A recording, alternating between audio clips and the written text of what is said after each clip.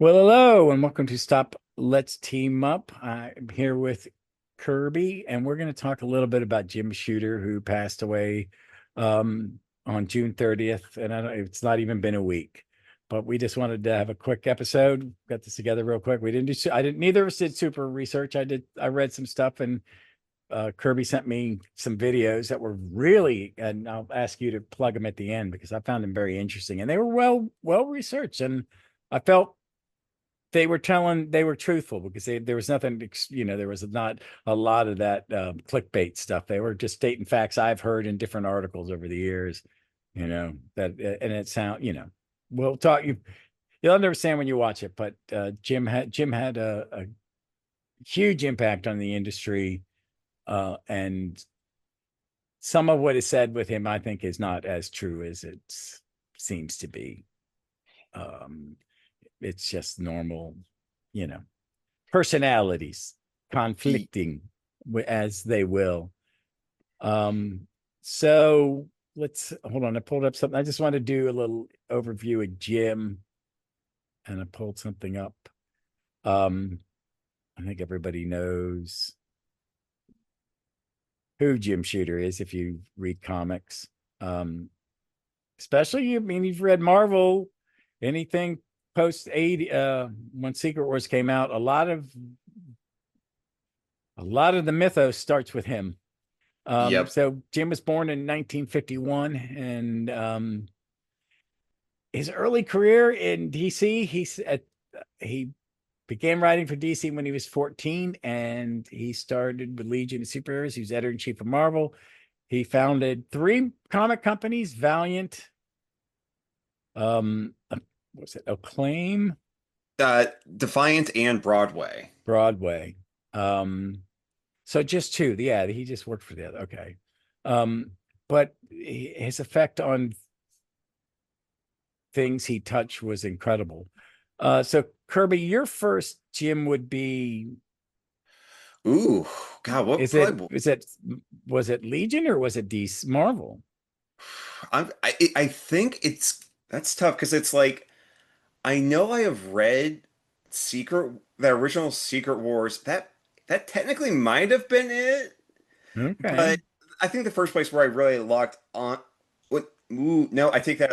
Okay, so I definitely read Secret Wars first, but I think the place I first locked onto them was probably um about 10 years ago when I really became a Valiant guy. And then after that, shortly after that is when I really kind of finally read his Legion stuff. So I would say it goes Secret Wars, Valiant, then Legion is how I Wow. found him.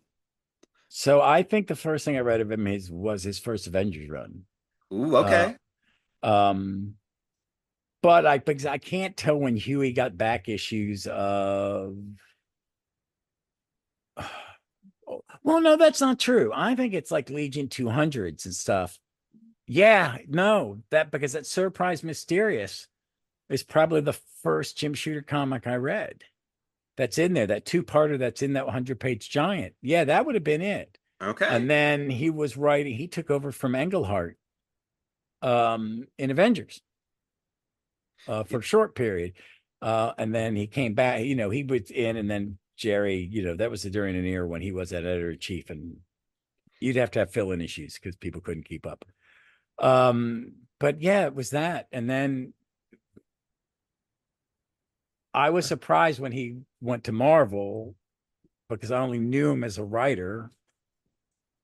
Um, and there was he was going to be an editor. I was like, okay, why? And we'll get to that, but because he started I think I've read what I pulled up for info said 14. I think he sent the letter that got him the invite to DC. He was 13. And when Yep. his first thing was published, he was 14. And Mhm. he went there, he did some specs, and Weisinger said, "This is good." Brought the kid down from Pittsburgh and said, "Here are your five, pick a plot. Here are the five plots I want you guys, everybody to use."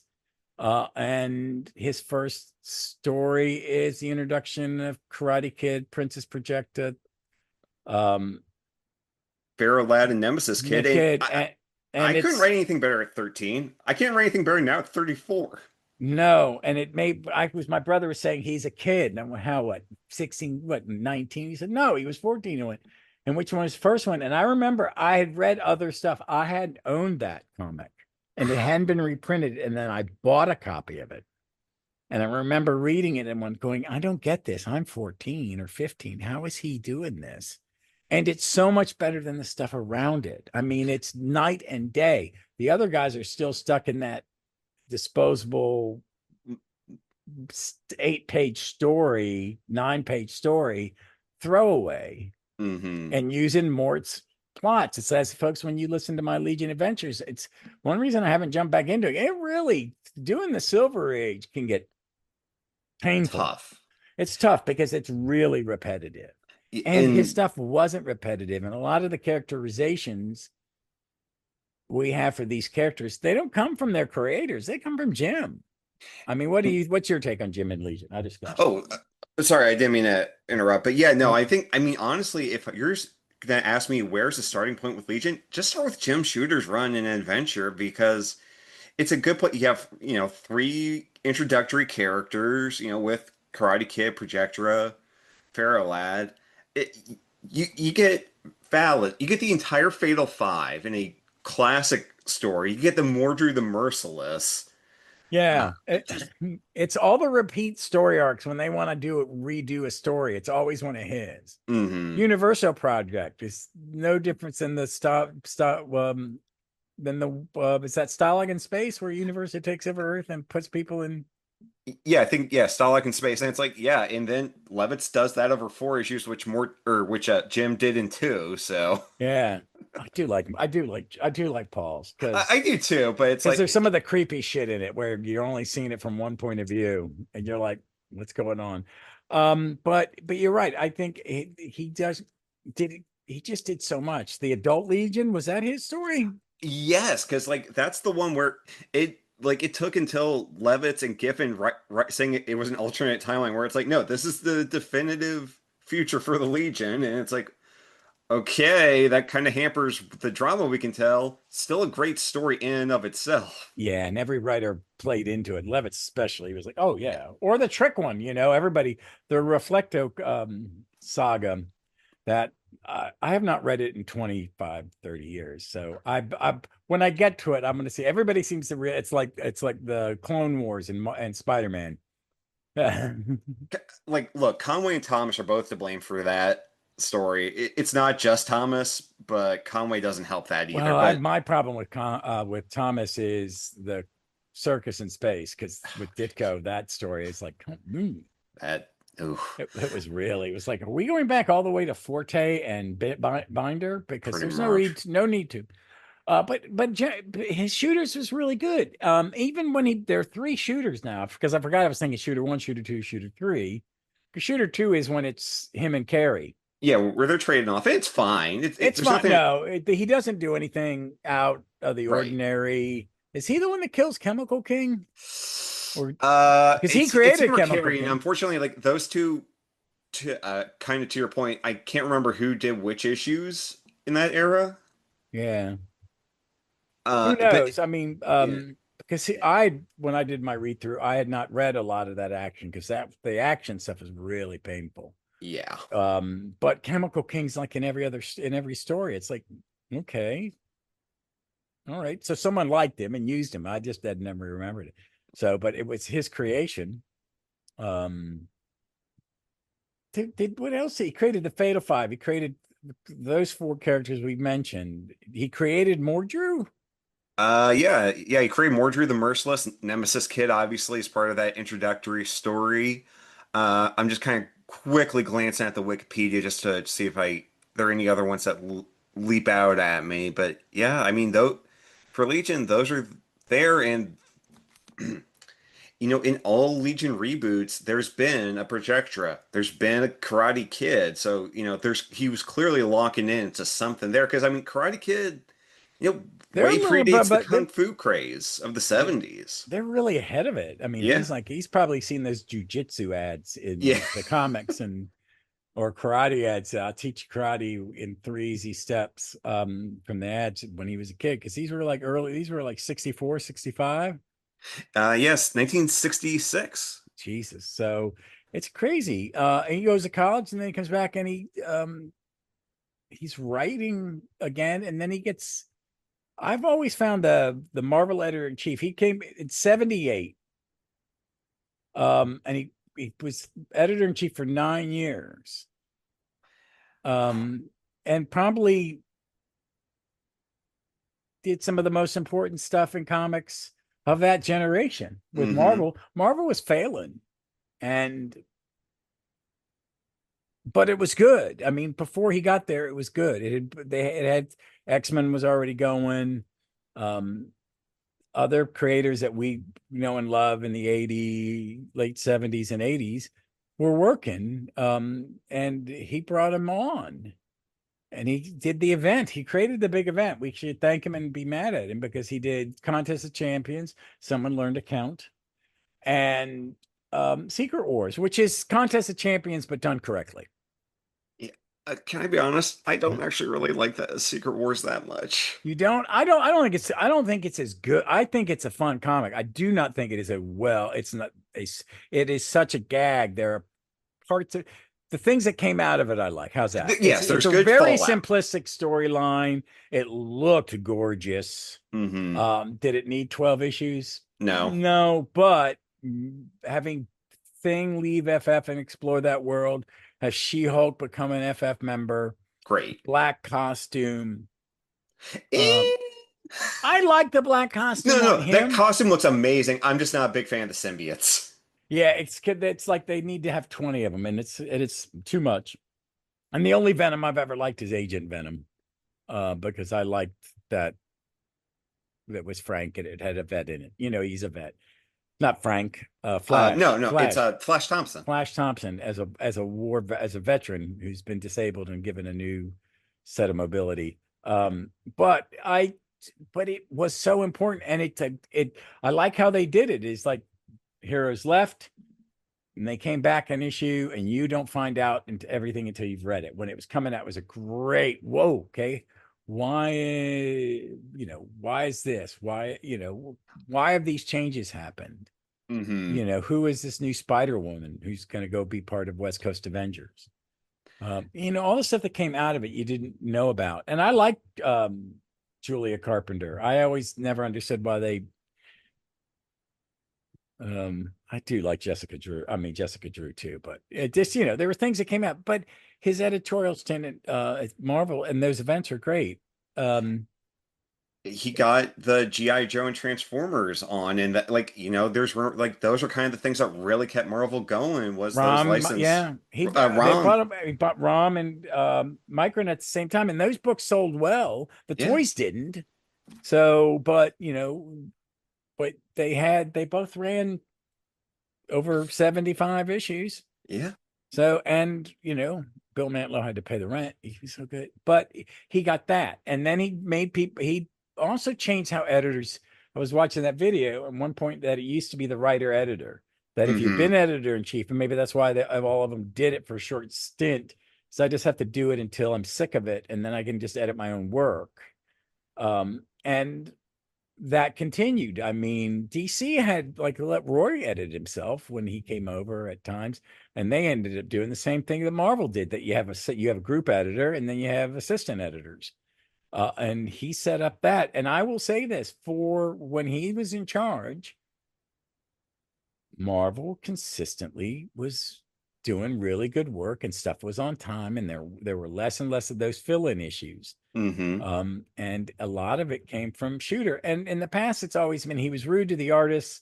He did things that he, as someone who'd been an artist, shouldn't have done.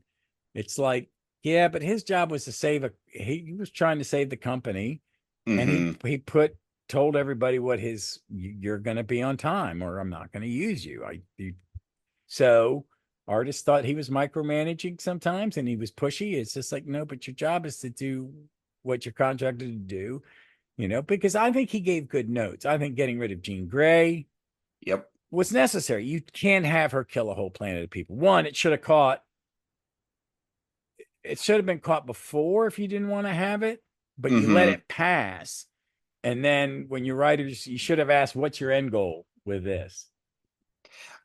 And Well, Claremont, I don't know. Do you ever really have an end goal in mind? well, it's both of them. And Burn, It's because Burn too, yeah. Burn was just, they both preferred their take, and because they had plans, and then Busick and I guess Byrne, the video said Byrne brought there was a way to bring back Jean, but that is a Kurt Busick idea that he put out there. This is how you could bring her back.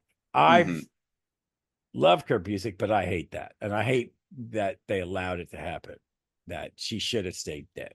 Yes. So, but I feel the same way about Barry Yep. and Flash. But I mean, he got the licensing. X-Men was doing gangbusters. He really put good people in books. And I don't think when he got fired, it was more because uh Perlin's group or whatever, there was, they weren't making as much as they thought they should be making. I don't Yeah. really know why. And the artists who were complaining are people ended up forming Image, and they did not fit in this old structure. No. You know. And again, the videos Ross is talking about is the rise and fall of the comic empire. And one thing that, or an anecdote, so I'm going to trust this because the guy did his research, is like Claremont was pissed that like all these people were going like Palm Beach for conventions, and Claremont and the X team were like, okay, you're gonna go Wisconsin for things. So I'm like, okay, where do you want to go? Paris. And Shooter was able to get, Claremont, Byrne, and some of the other X team creatives. Okay, you guys are gonna go on a tour of Paris, London, Barcelona. So, Shooter knew how to keep the town happy, or for all of the complaints they might have had. Yeah, and it was a changing time. I mean, him and Levitt's over on the other side. It was. I don't think he freed up where they got more money, but that comes like after him. I swear, that they had different deals, and they got paid better page rate, and they got better reprint rights and fees and stuff like that. You see, there are people who live off of that reprint right now, especially with the trade market booming.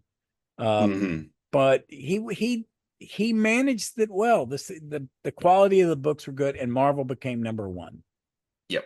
and not even close. DC has never surpassed them, even though they may have a book or two that, like right now, I think right now DC is definitely putting out better quality books than Ye- Marvel, yeah, for my there's taste. But it's also, I think that Marvel doesn't have a strong editor in chief. I think DC has. Um, I've I don't know who the editor in chief or the publisher is at DC right now, but he's trusting it to Wade. He's letting the artists run the stories, yeah. and the sales keep it. Okay, your sales are good. You got to keep doing it.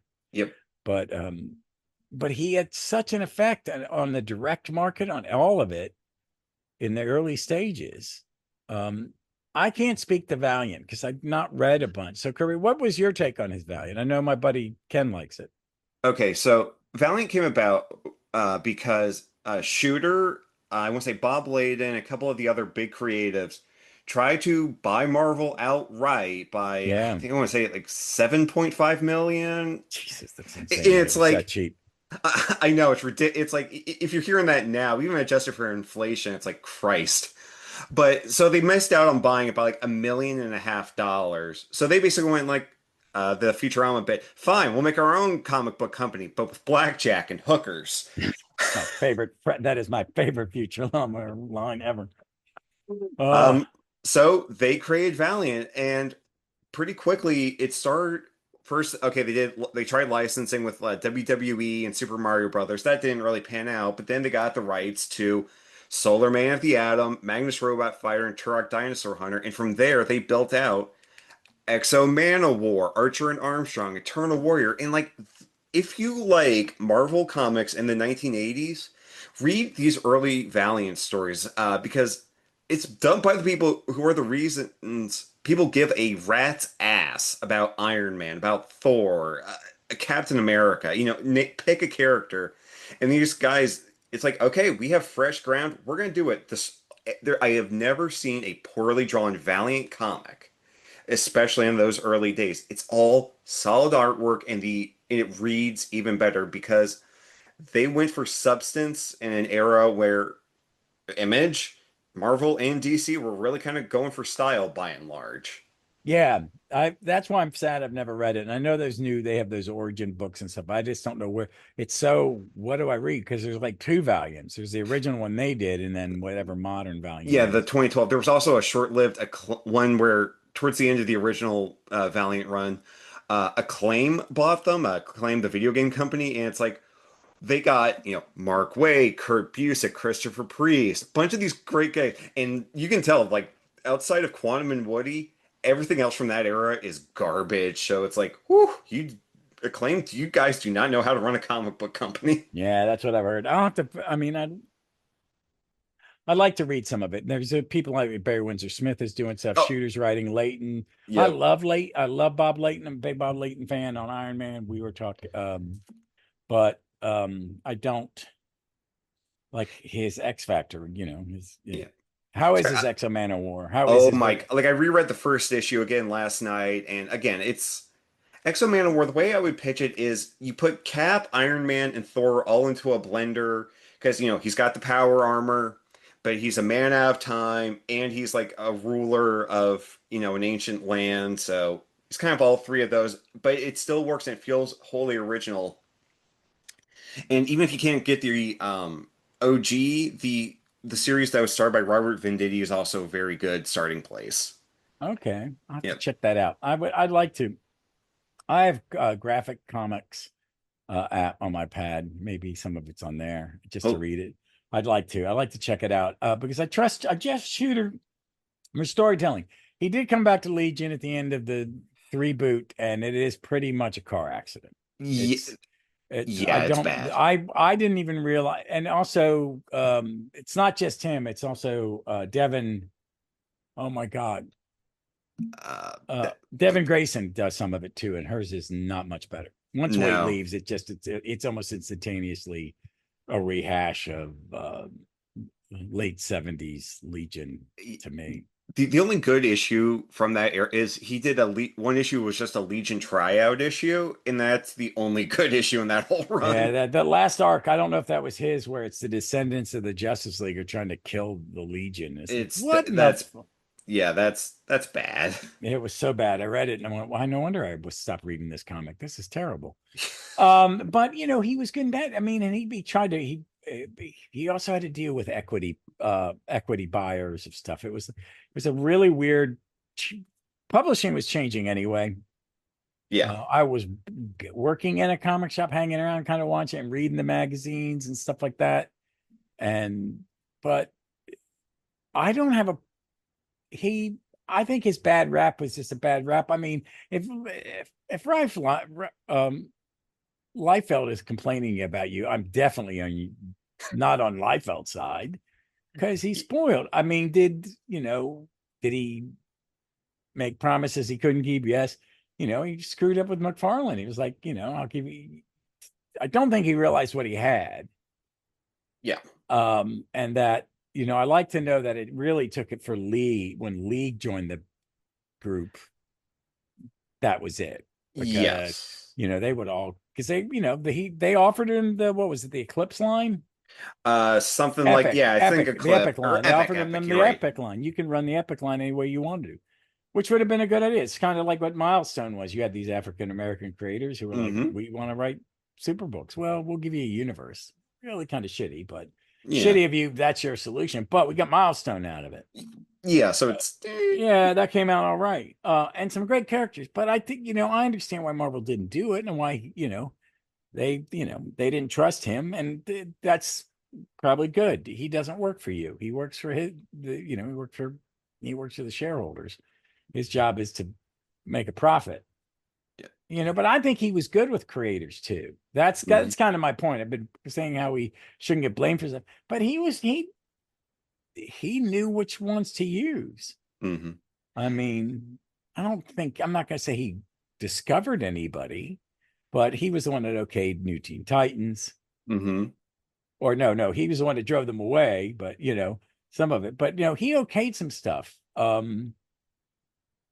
And I think so. I mean, good stuff came out of both of the came out of the first Secret Wars. Um, I actually did read this interview recently. Where if you know Avengers 200, he's like, hey, look, at the end of the day, I helped write that story and I was the editor. I'm the one to blame for it. I will take the L. And I think, it's, big of him. It's like, okay, don't blame all these other people involved for Avengers 200. At the end, just, I'll I'm take the the one blame that for it. okayed it. He read Yeah. everything. Yeah. I've read that he read everything. Yeah. And if he didn't sign off on a book, it didn't get printed. Hmm. And that's how they, because he, who would have been paying, we've probably been paying attention to the X-Men because it was the number one book by the time Gene dies. Right. But yeah, it's, he made mistakes, but, Hmm. eh, I think overall he was good for comics. He's one of those stories that you can't believe it. 13, being the kid and then editor in chief. And almost, he pretty smart. He was very nice when we met him. We met Yes, him he at was. Galaxy Con in Richmond a couple years back. He was very nice. Yeah. He, Um, and like I said, we both got, you've heard us say, we both got him to sign the Legion Treasury he did, and I Mhm. also got him to sign my Exo Man of War because I wanted him to sign something that he wrote when he wasn't, 14 and getting rejected for dates. Yeah, yeah. I do just want to say before I forget is he's the first person to do the first Superman Flash run I didn't race. know that until you told me, and then my brother was like, "Yeah, no, duh." It's like, "Shut up, man! How did I've read that comic like 100 times." Oh, and I have a whole trade from like 2005 about it, and here's what it says. When I was a very little kid, Shooter recently recalled, I used to draw pictures of Superman racing the Flash and imagine such a thing. The story was my idea. Mort liked it. Remember, crossovers at DC were rare to not exist in those days, so it was a breakthrough in some ways, especially characters from different editorial offices, as was the case here. So, hey, uh, and again, that's fun and classic enough. It has a trade's worth over decades. Shit, You'll yeah, see it. It's a Superman animated series episode. It's hell. It's even in that the live action Justice League movie gives a nod to it. So he yeah. It's clearly clicked onto something. yeah. It's he just really understood the basics of what you needed in a story because nothing's really that fancy. I mean, his Legion stories are way more complex Yep. than his predecessors, but not that complex. Theirs were just overly simple, but they knew what they were reading. He knew that it's like people my age are reading this and they want more out of it. We don't want these one and dones. We want, why are they doing it? Well, who do the characters hang out with? Who are their friends? Because I think a lot of the interpersonal connections for Legionnaires really comes from him. That Mm-hmm. that Bates will use and Levitz and Giffen will use and even in the Legionnaire in the reboot because they're in the reboot it's still very much the same book at heart. Yes. It's just starting over. Where the three boot, I don't know if there's a lot of Jim in it. There's Jim's characters, but there's not a lot Yeah. of Jim in it. No. I think that's what it's missing. And what I think about, I hope Wade when they bring back Legion is they look at Levitz and get the Levin Giveth era. Look at the reboot. Mm-hmm. Take something for the reboot about the teenage angst part of it. Just Yeah. have someone a little younger than 45 write it. And just have a lot of Jim in it. And I see, I don't know if Wade's on a nostalgia kick with what he's doing in DC, or is he just going, I'm not saying write it like it's 1990 or 1985, 1979. Just don't, write it with that kind of heart. I would say that's probably more what it is because it's Yeah. like, um, for I don't say nostalgia again, not nostalgia, but it's like World's Finest. Part of the reason it works is he's taken what he likes, but still keeps it kind of fresh. Yeah, yeah. I agree. That's exactly right. And what I'm seeing with the new All In is a little bit of that. Hmm. The continuity. Not even the continuity. I'm gonna give you the continuity so you know where everybody stands. And Hmm. he's kind of interested in maybe it'll stick if we put it in a book before someone does another event to erase it 16 months after we just did it. Um, but there's a little bit of that, and there's heart, and I think I really love his World's Finest and bringing back old Silver Age characters like what is the Power Kid or Power Boy, that purple and yellow costume that is his side, him and he gets a sidekick. Yeah. I love that character. I love that costume. And then we're uh the end of the big event now where Legion of Doom come from the past to fight the present and prevent their future. Has been real good. Yeah. And I think that's the kind of event Jim Shooter would have okayed. Let's he never did, Marvel's never really done like as many hard reboots as No, it's yeah, always been a series of softer reboots throughout. yeah. And I think that's what Wade and them are doing with All In is just we're gonna finish up what happened before and just tell you where we're at. Yep. And tidy it up. And I think that's kind of what I mean. I want to talk about this tangent's brought up is I think Shooter does that in a lot of ways during he he's not a slave to continuity, but he wanted to make sure you weren't making egregious don't okay, that character would not do that. You're not Right. yeah. He was careful with it. He was also, I think there's so many good new characters came in during his era, and I want to give him the freedom for them to create like Monica Rambeau. Yeah. Yeah, Like that's one of the best introductory stories I've read in a dog's age. And yeah. they introduce him in Spider-Man. Mm-hmm. Introduce her. Sorry, Eh, her. She's my favorite Cat Marvel. Yep, Her same in that here. and Spider-Man annual, and immediately Stearns puts it in her in Avengers, and within 2 years she's the leader. And I don't think she's used enough in Avengers. I mean, they're No, using her in Avengers, uh, the Astonishing Avengers and that other Avengers series that was just a mini. But she's a great character at that point. I, I think they did some really creative work. I mean, is all of Message in a Bottle for Iron Man? That's all that under. that's all Shooter or shoot. Yeah, I Sorry, think. that's him.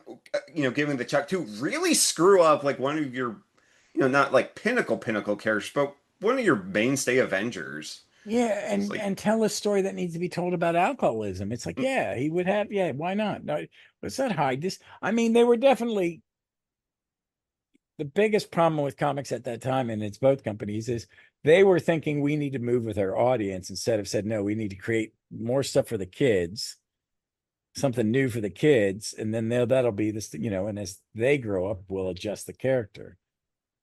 A yeah, bunch of white men in between 18 and 35 controlling the taste of the industry was not, you know, yeah, there no, you could add more. And I think it's changed. And I think he would have adapted to that yeah. because I mean to rename a cat character Captain Marvel and it not be connected to the space character at all and it be a black woman. Mm-hmm. I mean, I'm hoping that's Stern.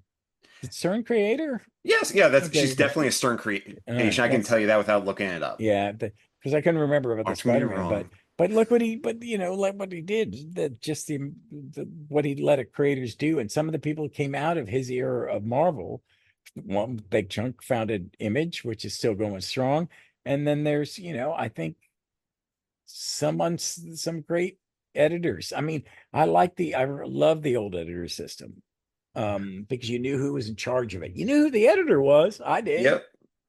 Yeah, And how good an editor. Karen Berger was part of that group. one of the best.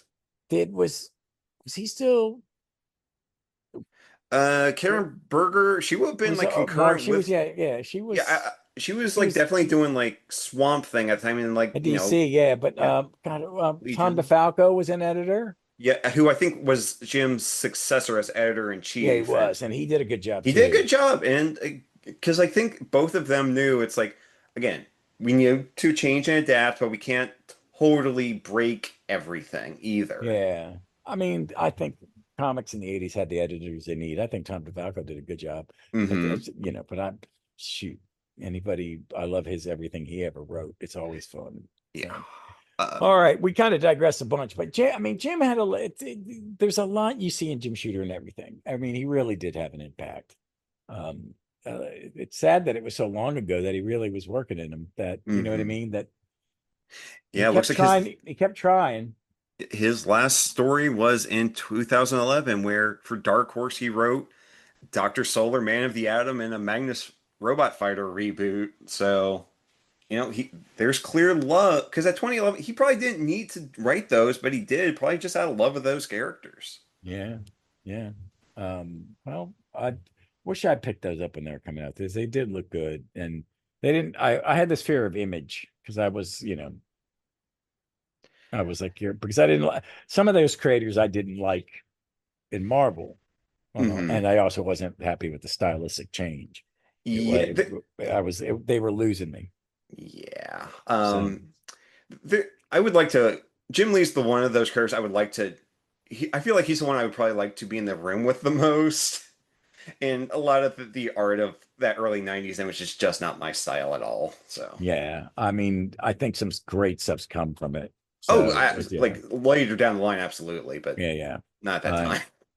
all right, folks. Well, that's it. We just wanted to do this kind of quickly. Went on a little bit, but you will hear Kirby and me next week talking 444 FF.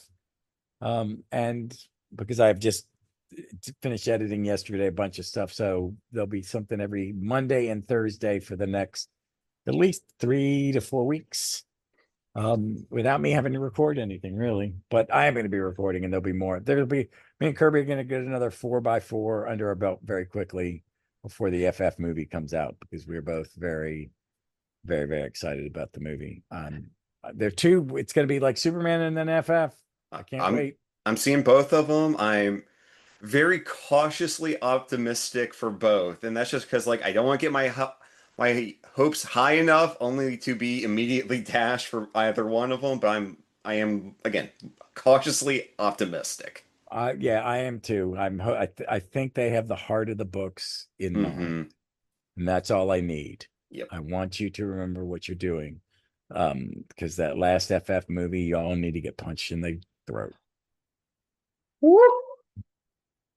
And I was not a fan of of those last Man of Steel stuff, and that's all I'm gonna say Yeah, about that. yeah, they're tolerable. The actors are okay. The scripts needed a bit edit, but I'm not. Oh, those. Yeah, well, I do think the long version, the as bad as the the long version of the Justice League was way better. It just still done good, but it's Yeah, definitely better than the one that they put out in the theaters. So yeah.